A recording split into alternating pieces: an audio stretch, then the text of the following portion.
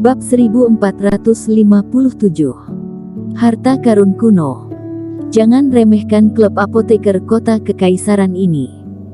Ada ribuan klub apoteker di kota kekaisaran Qin yang semuanya dikelola oleh aku, ketua asosiasi di sini.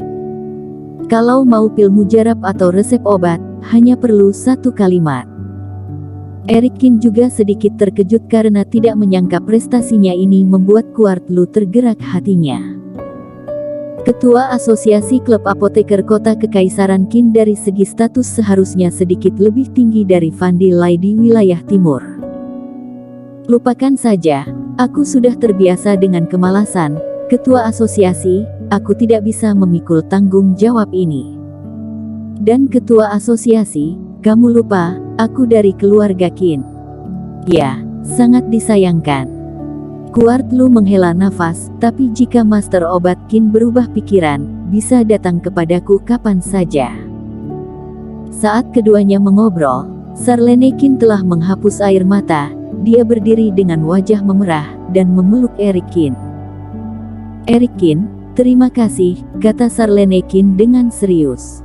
Kakak ketiga, kamu terlalu aneh dengan mengatakan ini, Eric Qin tertawa.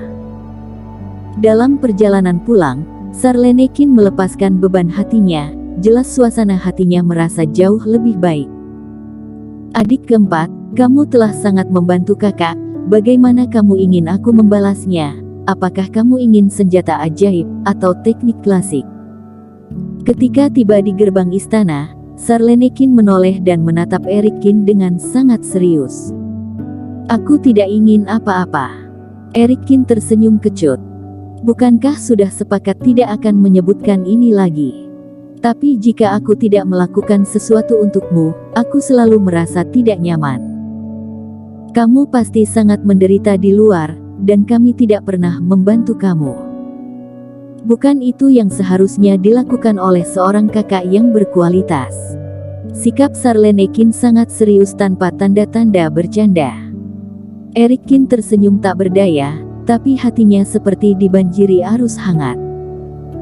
Baik kakak sulung maupun kakak ketiga, dari yang biasa mereka lakukan bisa merasa bahwa mereka merasa berhutang banyak pada dirinya, namun nyatanya mereka sama sekali tidak berhutang apa-apa padanya. Mungkin ini karena mereka benar-benar menganggap dirinya sebagai anggota keluarganya. Adik berkelana di luar, tapi sebagai kakak tidak bisa berbuat apa-apa. Menunggu sang adik pulang, pasti akan menggandakan keinginannya untuk memberikan kompensasi. Tampaknya Sarlene Qin tidak akan bahagia jika dia tidak memiliki sesuatu untuk dimintai bantuan. Kalau begitu kakak ketiga, aku lihat kalian bertanding beberapa hari yang lalu, yang kalian pakai adalah metode berunsur emas. Aku ingin berkomunikasi dengan sumber energi elemen emas, jadi aku akan mengandalkan bantuanmu. Pikir Eric Qin sejenak. Ini mudah ditangani. Hal pertama yang dipahami kakakmu ini adalah sumber energi elemen emas. Sarlene Qin merasa sedikit lebih nyaman. Dalam perjalanan pulang, dia mulai menjelaskan beberapa karakteristik sumber energi elemen emas. Sarlene Qin tidak ingin tahu mengapa Eric Qin ingin mewujudkan sumber energi ini. Apabila ingin menyelesaikan tubuh Raja Qin level kedua, maka perlu dilakukan pemurnian 3 jenis benda sumber energi. Sumber energi elemen emas juga sangat cocok sebagai sumber energi pertahanan yang kuat. Tentu saja Sarlene Qin tidak mengetahui bahwa Eric Qin sudah memiliki 3 sumber energi, yaitu petir, api, air, dan pemahaman sumber energi elemen emas hanyalah untuk pemurnian tubuh Raja Qin keempat kali. Hal-hal mendasar itu, setelah kembali, coba cari tahu sendiri dulu.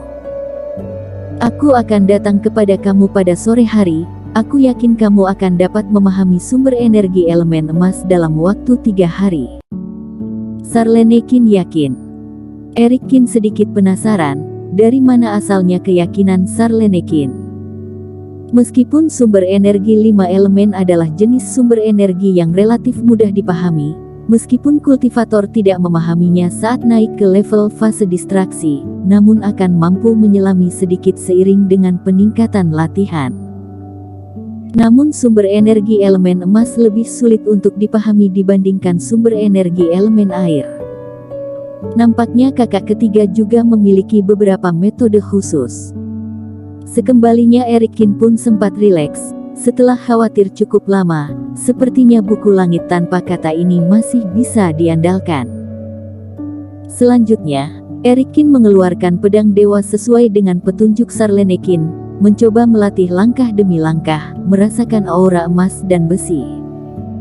Sore hari, Sarlenekin berganti seragam gagah dan berkunjung.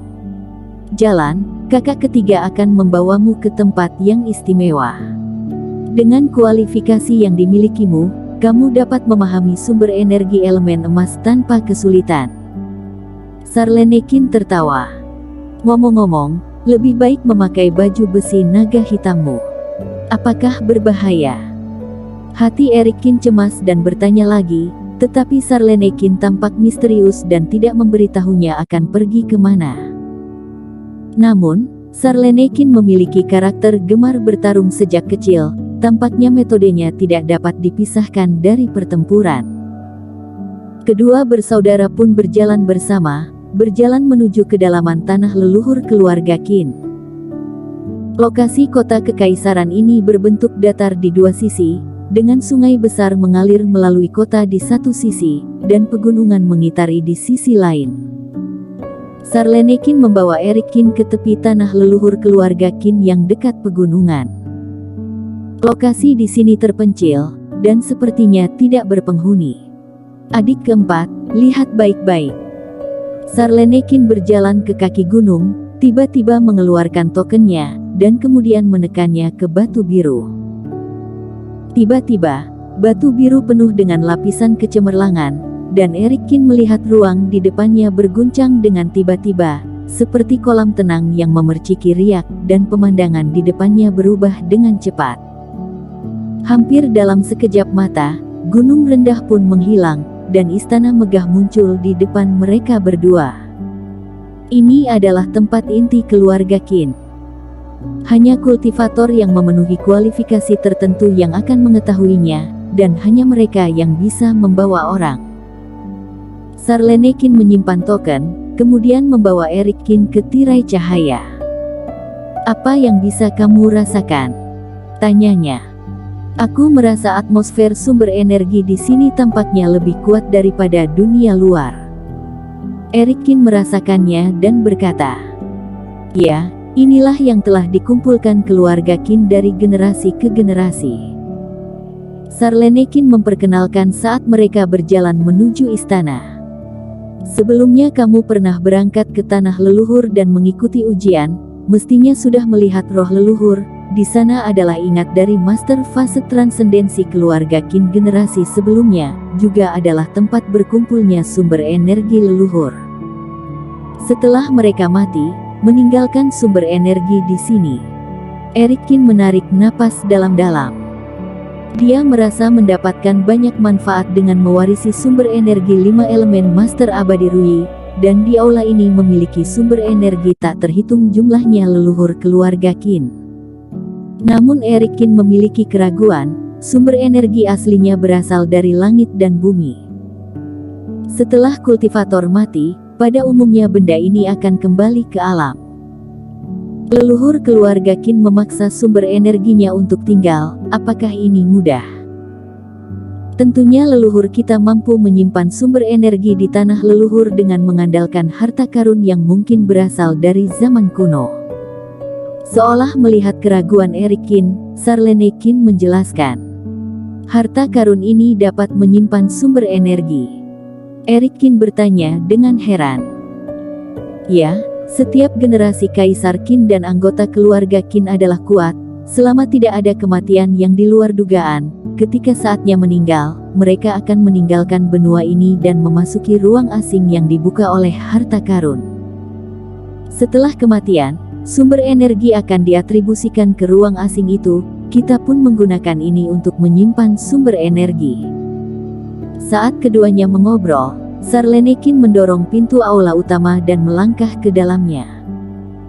Oleh karena itu, banyak tersimpan sumber energi elemen emas di dalamnya.